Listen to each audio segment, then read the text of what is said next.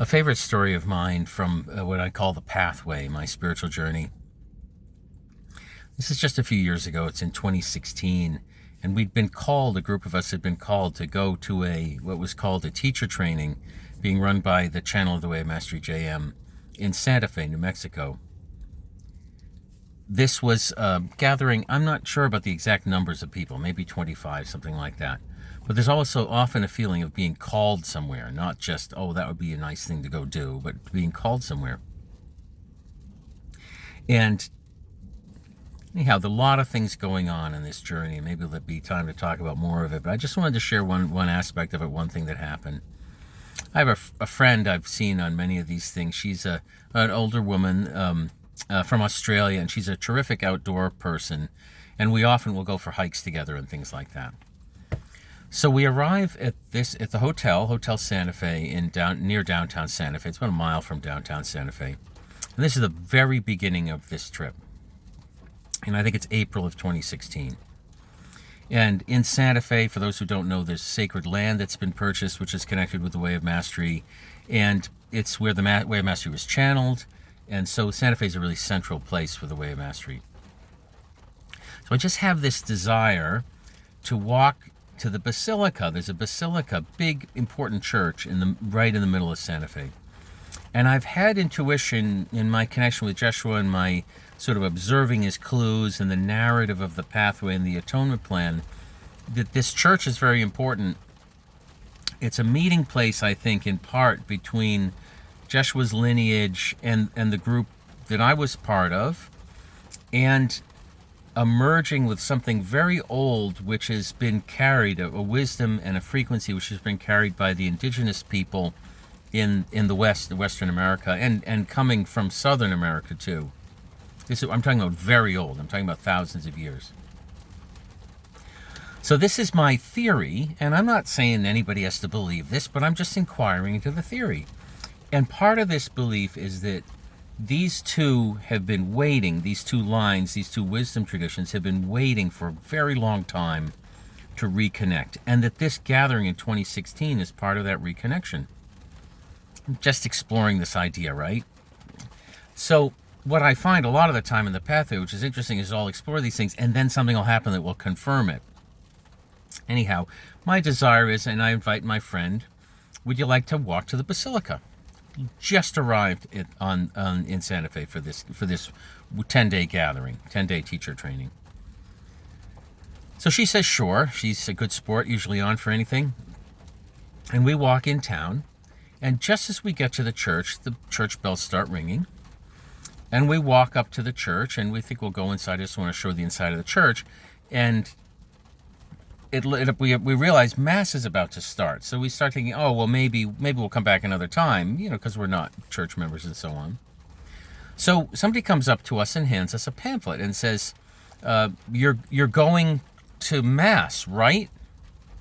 And I go, that's a little unusual. And I'm like, well, no, we're not going to Mass. And then they put one in my friend's hand as well, and they go, you're going to Mass, right? And we think, oh, yes, we are.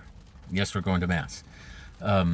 So we go in, we feel like we're being asked that by somebody else, not just those beings. So we go in, and I'm thinking, this is an interesting situation. We just walk downtown, and I'm trying to feel into it, and thinking, well, if what I'm believing is true, that there's a connection between the community which is centered in the church and the lineage that Joshua represents, which I believe we're part of, then there should be some sign, as we're sitting there. I think, well, yeah, okay, what's the likelihood of that happening? And what would a sign be that wasn't just me making something up? So we both felt to sit. It was at the front row of the back section of pews. So we're a long way from the altar. We're right, there's a baptismal in the back of the church, in the kind of the middle of the back of the church. And we're next to that, but we're a long way from the altar. So I'm sitting there thinking, how on earth is there ever I'm nuts. Why am I thinking this? And how would anything happen that was a meaningful sign that we have a connection with this community in this church? So I've kind of resigned myself to the fact that that's not going to be happening. And at that moment, I look over, and right at the baptismal, an elder priest has one of these things that you go around, and sometimes they have smoke in it, I think, and obviously a regular churchgoer, and sometimes they have water, and they go around and bless people with it, and that's nice. And so he's filling this thing up with water from the baptismal. So he's looking towards the altar, we're looking towards the altar, we're to his left. So he fills the water up, turns 270 degrees to us, steps right to us, and we're the first ones that he splashes with this holy water. So I thought that was pretty cool. And I thought that was a pretty cool sign. And then throughout this the service and so on, we had beautiful connections with people. And so anyhow, the week continues. So the very beginning of the week that we're there, Mass begins at that instant. So throughout the week, I feel guided to direct people to the Basilica. This is the church, the Basilica in Santa Fe. And people have these revelations, they have miracles, they have things happening in the church. And throughout the week, the church is a central transformational space throughout the week.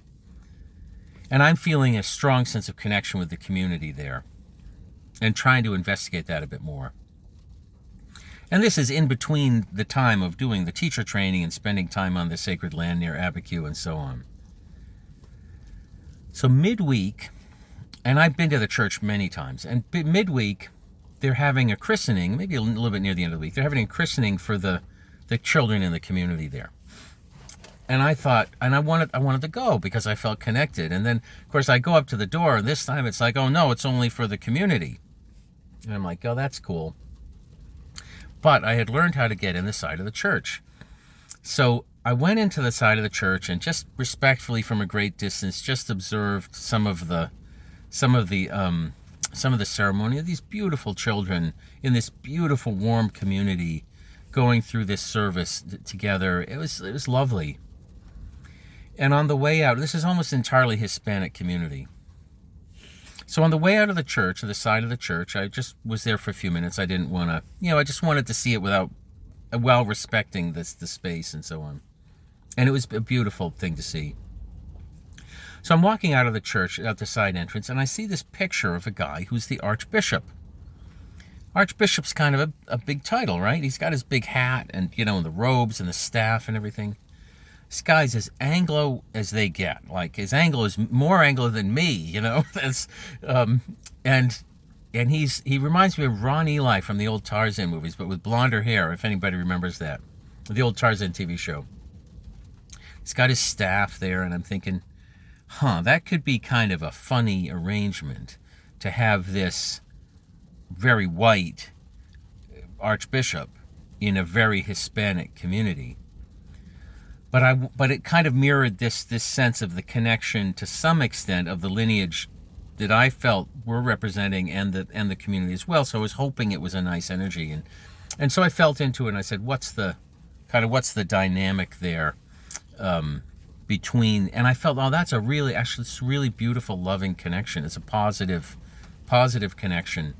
And I thought that was great. So I felt this strong connection with this photo of the Archbishop.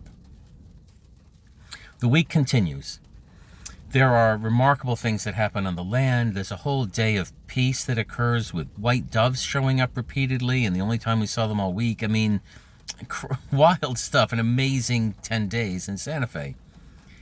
And I decided to stay a couple days extra after the group is gone, and a good friend's going to stay there as well, and a different friend. One thing that was also true during the week was that all these trips to the Basilica, there's usually steps that go right up from the main street to the Basilica, just about 10 little slate steps. But they were being rebuilt. So every time we went in, we'd have to kind of go all around the gardens to the left to get up to the church, and that's fine. But I was kind of hoping that maybe the steps would be completed by the end of our time there as a symbolic thing. So that hadn't happened, and I'm there a couple extra days, but I've got to get back to a shuttle to take me to my flight, right? I'm flying home to Rhode Island.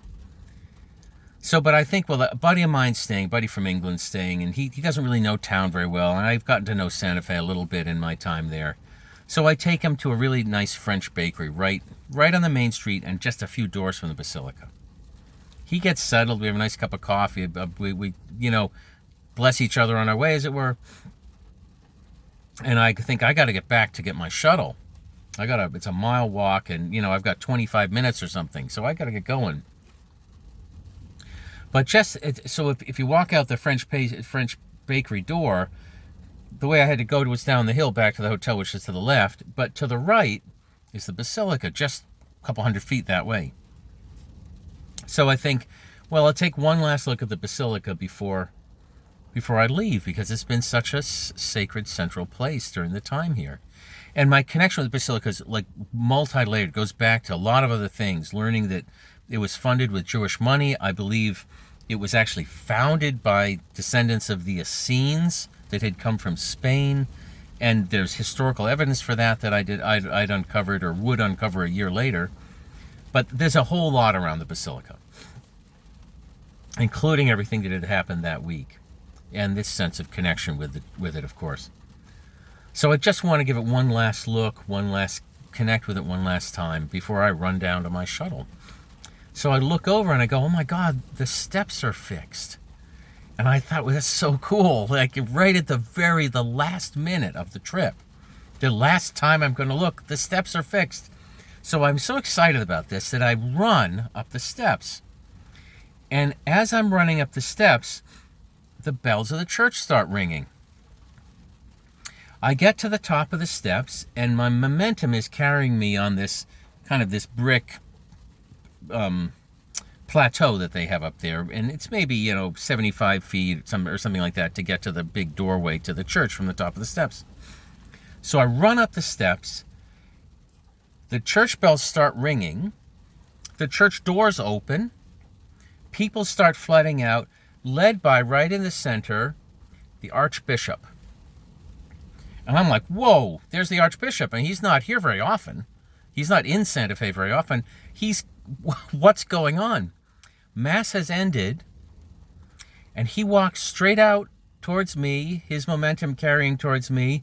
My momentum carries me straight towards him, and we reach into a handshake.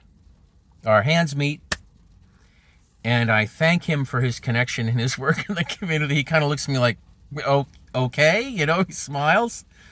And I think, perfect. Mass is out. Mass started at the beginning, instant we got there, and Mass concluded the instant we were leaving.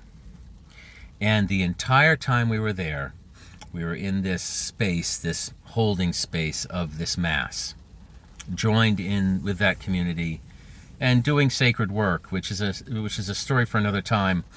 But it was just these types of things happen. I mean, try recreating that. That wouldn't be easy to recreate. And it just was for me, a beautiful and heartwarming and fun story of one of the hundreds of stories from the Pathway of the Way of Mastery, and part of my journey to becoming a channel.